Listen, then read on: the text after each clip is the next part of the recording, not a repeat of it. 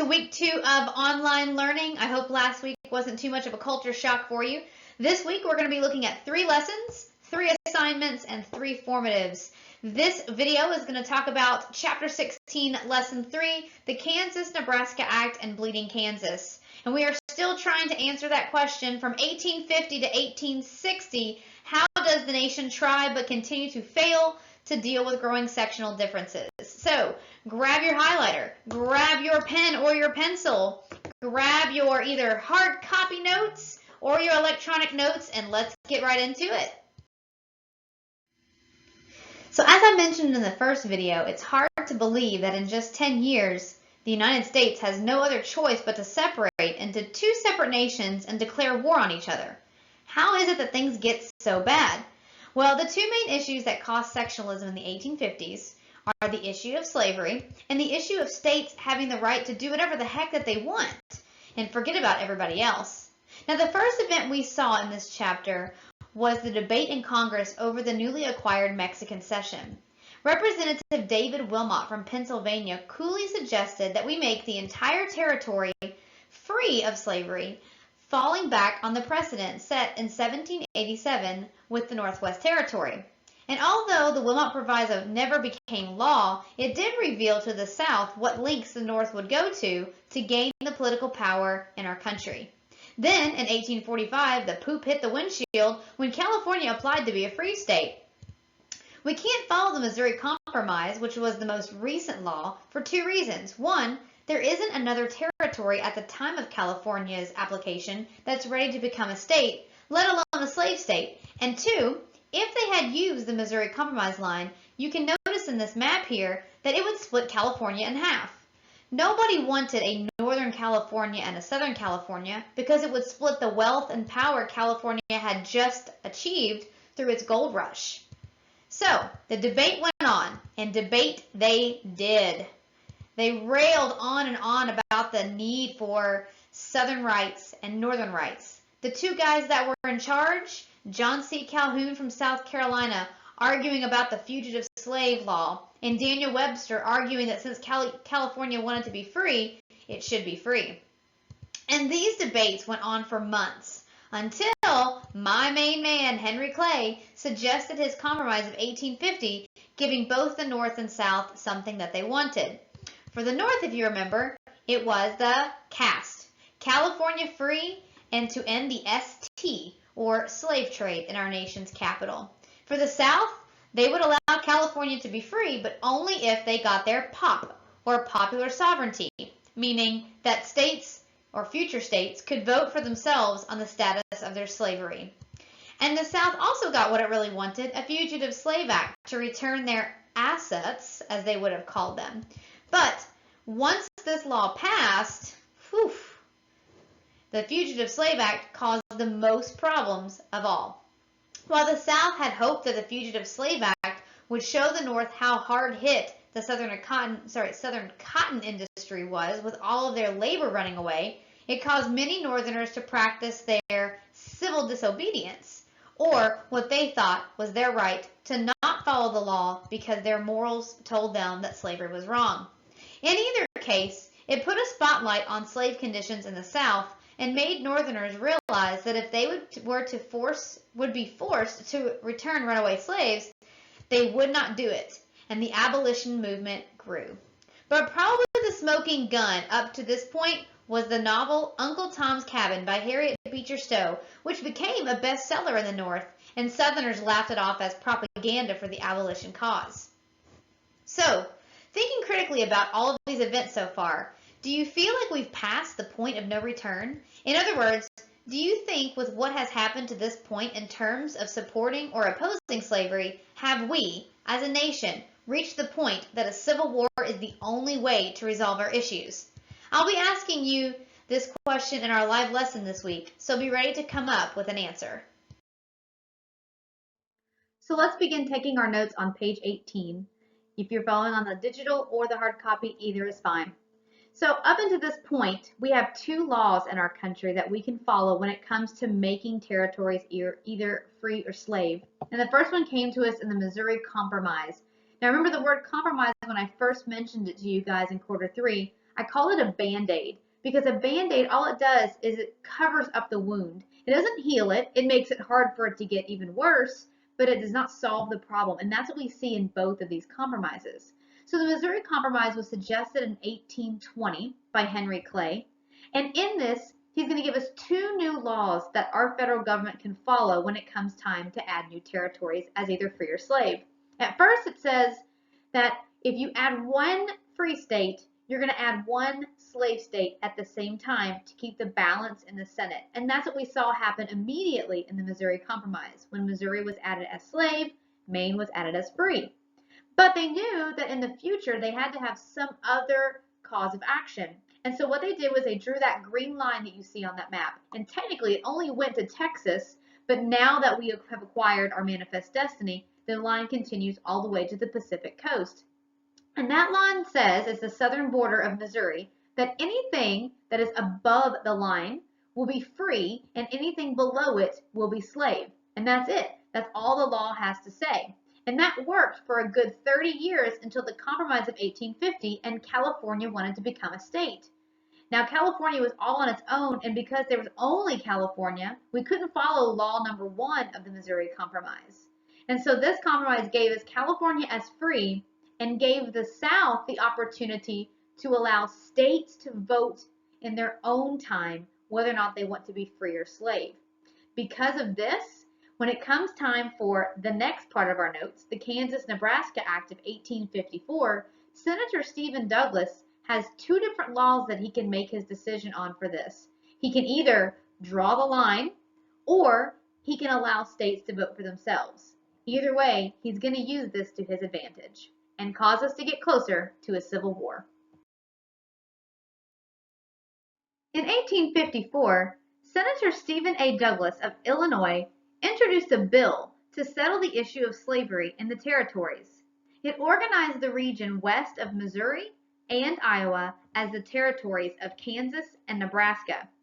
Both of these territories were north of the Missouri Compromise line that limited slavery. But Douglas knew that if he only proposed his bill based on what the Missouri Compromise said, he wouldn't get enough votes in Congress to push his plan into law. And why does Douglas care about this no man's land in the first place? Because he wants to build a railroad, of course. Douglas is a businessman first and sees the opportunity for his home state of Illinois, particularly the city of Chicago, to capitalize on northern industry to westward markets. This railroad would be the first railroad connected to the West.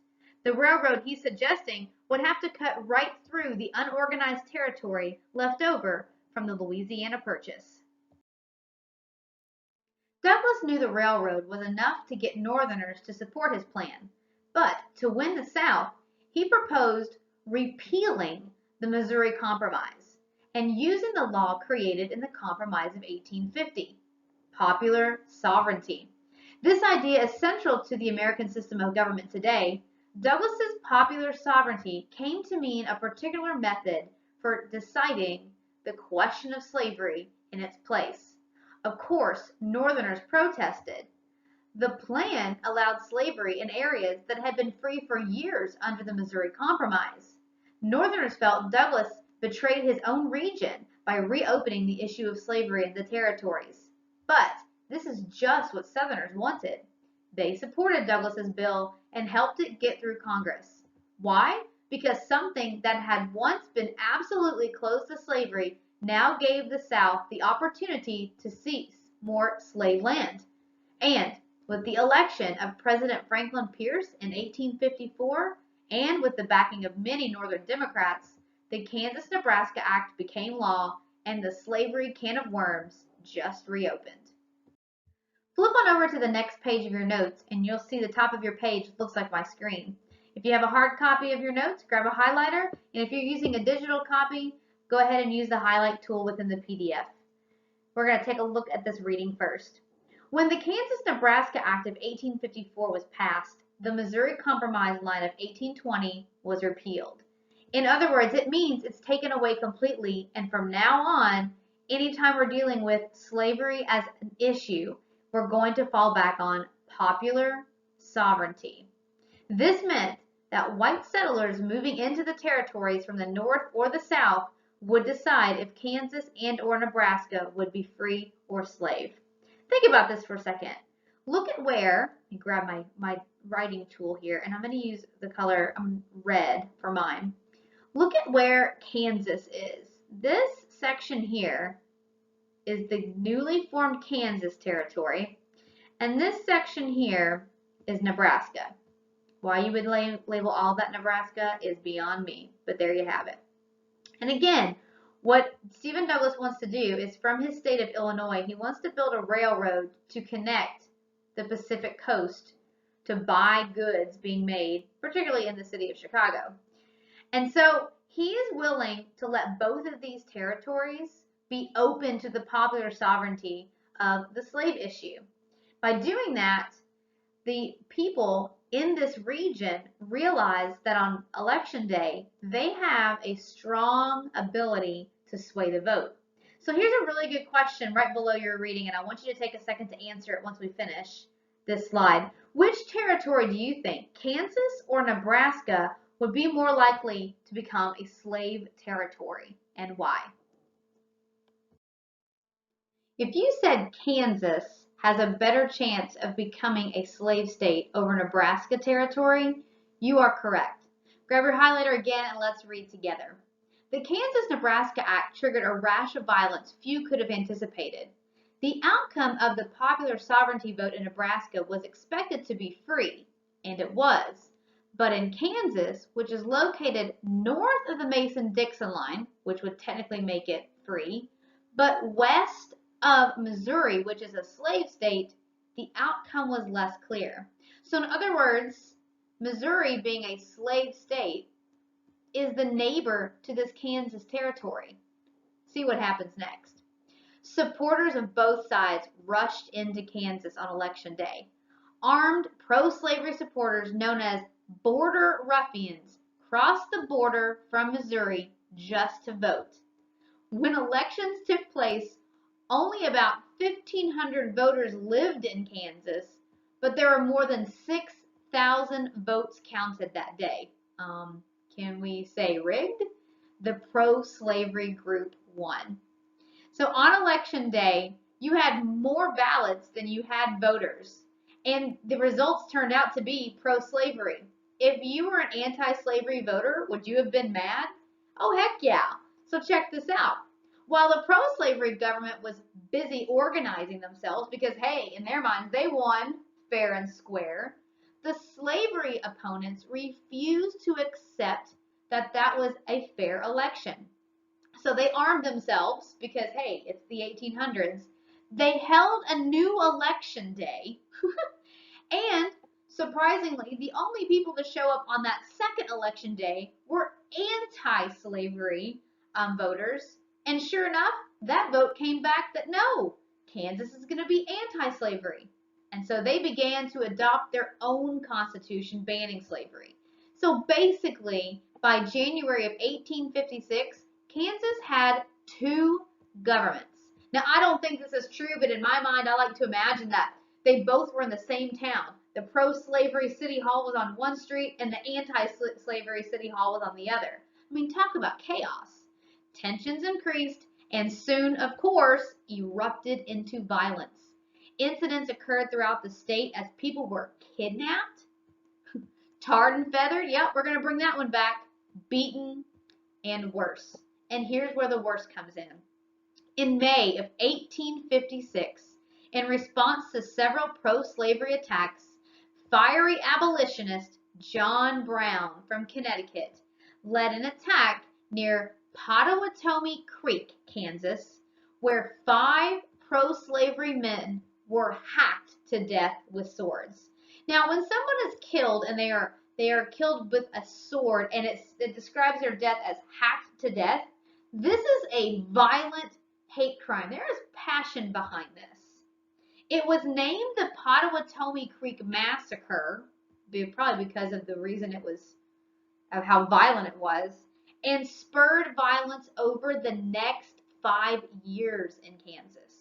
In all, over the next 5 years, 55 people were killed in Missouri. Newspapers wrote about this time period as Bleeding Kansas and called it a mini civil war. Now, the definition of a civil war is when two sides from the same place fight each other. And so Bleeding Kansas is often referred in history as the mini Civil War, the little battles that took place before the Civil War broke out in 1861. Little did they know a larger scale civil war would emerge in less than 5 years. At the bottom of page 19, there is a quick checkpoint question. Although the Kansas-Nebraska Act was meant as a compromise, and remember the word compromise means we're trying to cool everything down, how is it that it became a fiery event? There's a reading on page 22 that extends the violence from Bleeding Kansas all the way to Washington, D.C. It's called Violence in the Senate. Now I'm going to read it, but not directly word for word. So grab your highlighter. You want to go back and highlight keywords and information. So it wasn't until May 19th and 20th of 1856 where Charles Sumner, an abolitionist from Massachusetts, delivered a long speech entitled The Crime Against Kansas. So what qualifies as a long speech in the Senate? 2 days. No wonder senators get paid so much. Who'd want to listen to someone talk for that long? Except for you guys when you listen to me go on and on about the wonderful things of history. Okay, whatever. So anyway, the occasion for this particular speech was the Senate debate over the Kansas-Nebraska bill. Now, Sumner verbally attacked pro-slavery men as, quote, hirelings from the drunken spew and vomit of an uneasy civilization. Now, realistically, I can't tell you exactly what that means, but using words like drunken spew and vomit, that's definitely not a compliment. And then he went on to insult South Carolina and one of its senators, the well-loved Andrew Butler. Andrew Butler was one of the co-authors of the Kansas-Nebraska Act with Stephen Douglas. And when Charles Sumner gave his speech, he did not hold back his true feelings on the subject of slavery. He compared it to an ugly harlot. He didn't hold back on South Carolina either. He basically called them nincompoops who were too dumb to see how bad slavery is. And then he targeted Andrew Butler specifically, making fun of Andrew Butler and his bald head. Yep, that's a toupee there. And the fact that he had some recent physical handicaps. Now, Andrew Butler had just suffered a stroke that same year and was struggling with the side effects from the stroke. And Charles Sumner went so low as to make fun of Andrew Butler and his physical handicaps. Now, Butler wasn't there the day that the speech was given, but his cousin was. His cousin is Representative Preston Brooks, also from South Carolina. Of course, Brooks was outraged at how publicly and how lightly Sumner took to slavery, to South Carolina, and specifically his family's honor. He thought about challenging Sumner to a duel, but when he talked about it with another friend, the congressman said to him, quote, duels are reserved for gentlemen, and Sumner is no gentleman. 2 days after the speech, Preston Brooks burst into the Senate chambers and approached Sumner at his desk. He told Sumner he had read the speech twice and found it to be lies against South Carolina and lies about his family. And at that, Brooks used his cane with a heavy gold top, because all gentlemen walked around with canes back in those times, to beat Sumner across the head, face, and neck more than 30 times. Now, those of you who went on the D.C. trip, you actually walked through the original Senate chambers. It was that dark room with the creepy red drapes. And on my last trip that I took, you can see a picture of me there. I couldn't help myself. I took the liberty, with even guards nearby, of reenacting Sumner's fall because I'm weird and I have a sick sense of humor. Now, Sumner's injuries were witnessed by everybody on the Senate floor, but a man with a gun stopped them from interfering. Sumner's injuries were so serious that he had to retire from the Senate for 3 years. Of course, Preston was arrested for his crime. Now, how did the country respond to all this? While being held in jail, Southerners who felt sorry or sympathetic to Brooks actually mailed him canes to replace the one that he broke over Sumner's head. And Northerners were curious about what Charles Sumner had said to receive such a beating. So they printed thousands of copies of Sumner's speech and criticized Preston Brooks as being a bully. So clearly, this is yet another event in the 1850s, leaving the South feeling the North, threatening their way of life, and yet another giant step toward the Civil War.